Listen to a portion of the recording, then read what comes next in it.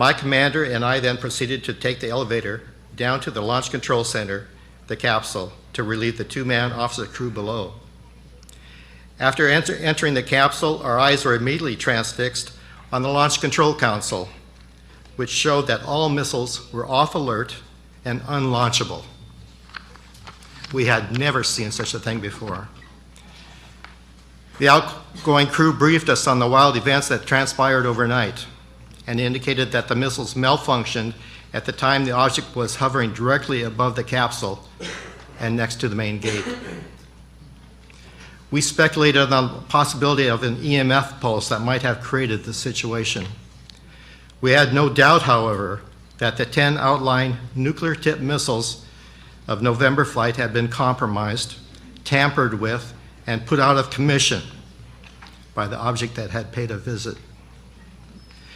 Normally, it was quite unusual to have even one missile down, except for maintenance.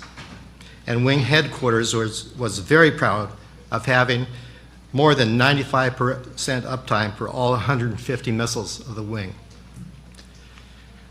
The following morning, after we had been relieved by the follow-on crew, we arrived topside, and I attempted to further query the flight security controller who had been on duty at the time of the situation. But he interrupted me, and he said that he had been instructed not to discuss the incident.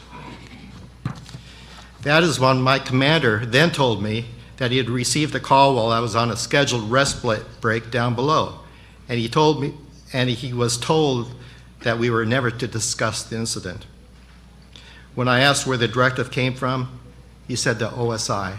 He evidently received a call from the OSI. With no discussion allowed on the subject between him or me together or with anybody else, my crew commander and I were left in limbo and left on our own to conjure in our own minds how other situations might unfold and be handled. Normally, the Air Force would train us on all procedures. We were in a simulator constantly training. This serious lack of follow-through by the Air Force was more than bewildering, and it served to keep this situation on our minds. Together, there were a dozen of us involved with this incident.